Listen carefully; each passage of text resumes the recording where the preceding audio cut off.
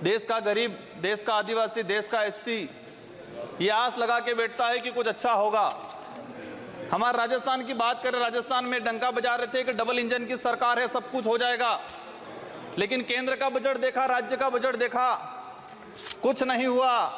और पूरा देश का एसटी, एससी, आदिवासी समुदाय हो, युवा हो, सब ये लग रहा है कि डबल इंजन की सरकार की दावा करने वाली इस बार का जो बजट है वो कहीं न कहीं सिर्फ बिहार का, कहीं न कहीं आंध्र प्रदेश का और सरकार बचाने का बजट साबित हुआ है। और कहीं न कहीं ये जुमलेबाज का जो बजट आया है इस बार, देश की जनता देख रही है। मैं उस लोकसभा क्षेत्र से आता हूं, बांसवाड़ा। मैं बांसवाड़ा डूंगरपुर की जनता को धन्यवाद देना चाहता हूं जिन्होंने मुझे चुन के भेजा। वहां पर हमारे प्रधानमंत्री जी ने कहा था कि जिसकी कोई पहचान नहीं है, जिसका कोई नाम नहीं है, जिसका कोई रिकॉर्ड नहीं है, ऐसे व्यक्ति को जिता के क्या करोगे।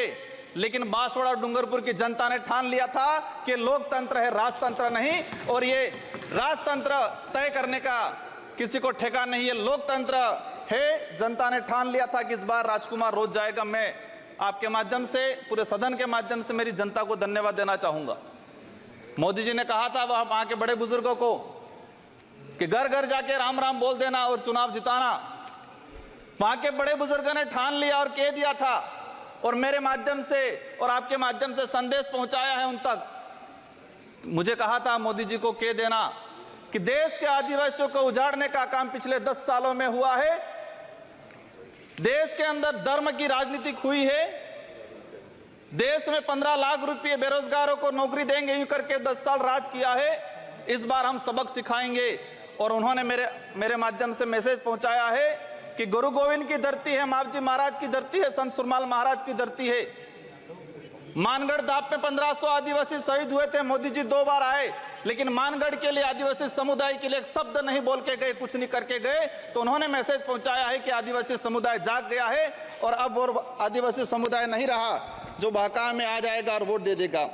माननीय सभापति महोदय, जो वर्तमान स्थिति बनी है बजट के अंदर, मैंने देखा धातुओं का खनन को लेकर उद्योगपतियों को टैक्स में छूट दी गई। लेकिन ये खनन कहां हो रहा है? धरती पे हो रहा है, हमारे देश में हो रहा है, पहाड़ों में हो रहा है, जंगलों में हो रहा है। और वहां पर जीव जंतु रहता है और आदिवासी समुदाय भी रहता है। लेकिन आदिवासियों के समय के आदिवासियों के लिए क्या प्रावधान किया गया? आदिवासी इलाके के अंदर देखा जाए, आदिवासी समुदाय बैठा हुआ है, उसको जमीन का पट्टा नहीं मिला हुआ आज तक, आजादी से पहले से बैठा हुआ है, लेकिन वो जमीन की बात करेगा। सभापति महोदय, यहां पर सत्ता को लेके होड़ मची रहती है, सत्ता पाने को लेके बोला जाता है। मैं जो कहना चाह रहा हूं, हमें सत्ता नहीं चाहिए, हमें हमारा अस्तित्व बचाना है, हमारा स्वाभिमान बचाना है, हमारा जल जंगल जमीन बचाना है। और देखा गया देश के अंदर आदिवासी समुदाय जल जंगल जमीन की बात करता है तो उसको नक्सलवाद का ठप्पा दे दिया जाता है, उसको नक्सलवाद के नाम से मारा जाता है। छत्तीसगढ़ का बस्तर का इलाका हम देखते हैं, 11 साल की बच्ची को मारा जाता है और कहा जाता है कि नक्सलाइट थी। 3-3, 4-4 साल के बच्चों को मारा जाता है, गर्भवती महिलाओं को मारा जाता है। आदिवासियों की, जब भी आदिवासी समुदाय अपने हक अधिकार की बात करता है तो उसको नक्सलवाद का ठप्पा लगाया जाता है। सभापति महोदय, आदिवासी समुदाय को या एससी समुदाय को फ्री की योजना, हम कहते हैं हमें फ्री की योजना मत दो, हमें हमारा हक दो, जल जंगल जमीन का मालिकाना हक दो। और संविधान के अंदर शेड्यूल 5 के अंदर, शेड्यूल 6 के अंदर जो रिजर्वेशन पॉलिसी लागू की है उसको धरातल पे लागू किया जाए। माननीय सभापति महोदय, मैंने देखा है भाजपा अलग अलग राज्यों में अलग अलग चीज कहती है, कई जगह कहती है बीफ खाओ, कई जगह मत खाओ। हमारे आदिवासी समुदाय को लेकर एक धर्म कोड की लंबे समय से मांग चल रही है कि आदिवासी समुदाय को अलग से धर्म कोड दिया जाए। आजादी से पहले 1871 से लगा के 1951 तक अलग जनगणना हुई है। आज आदिवासी समुदाय कोई ईसाई धर्म अपना रहा है, कोई हिंदू धर्म अपना रहा है, अलग अलग जगह बटा हुआ है। आदिवासियों की आइडेंटिटी, उनकी पहचान खत्म हो रही है। आदिवासी समुदाय अपनी पहचान बचाने को लिए लड़ रहा है और लंबे समय से कह रहा है कि आदिवासियों की अलग से जनगणना कॉलम होना चाहिए, धर्म कोड होना चाहिए। झारखंड के अंदर 11 नवंबर 2020 को झारखंड विधानसभा में प्रस्ताव पास हुआ अलग से आदिवासी धर्म कॉलम को लेके। वहां विपक्ष में भाजपा थी और भाजपा ने समर्थन दिया और कहा कि आदिवासी समुदाय धर्म व्यवस्थाओं में भले हिंदू हो ईसाई उसमें नहीं आता है, आदिवासियों की अलग परंपरा रीति रिवाज है, उनको धर्म कोड जारी किया जाए। लेकिन राजस्थान में अलग तरीके से माहौल बनाया जाता है। हम कहते हैं हमें किसी धर्म में नहीं रहना है, हमको आदिवासी हैं, आदिवासी रहने दिया जाए। माननीय सभापति महोदय, लंबे समय से देखा गया है, कहते हैं वनवासी, कोई कहता है कुछ और।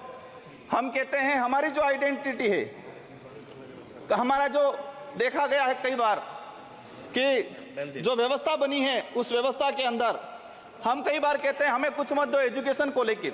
नई शिक्षा नीति, मुझे लग रहा है अभी घंटी बजने वाली है, मैं 2 मिनट में मेरा समाप्त करूंगा। नई शिक्षा नीति के तहत यह प्रावधान किया गया है कि 6 साल का बच्चा होगा, इसके बाद उसको पहली क्लास में एडमिशन दिया जाएगा। माननीय सभापति महोदय, मैं कहना चाह रहा हूं निजीकरण को बढ़ावा देने का तरीका है ताकि प्राइवेट संस्थाएं खत्म हो, सरकारी संस्थाएं खत्म हो, प्राइवेटकरण हो, ये कहा गया है। मैं अंत में एक ही चीज कहना चाहूंगा, मेरी लोग माननीय सदस्य प्रधान बरुआ जी।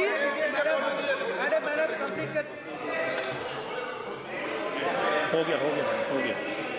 धन्यवाद महोदया, मुझे आपने बजट में बोलने के लिए मौका दिया। मैं सर्वप्रथम प्रधानमंत्री जी को धन्यवाद ज्ञापन करता हूं, क्योंकि असम का अहोम डायनेस्टी का माउंट बेरियल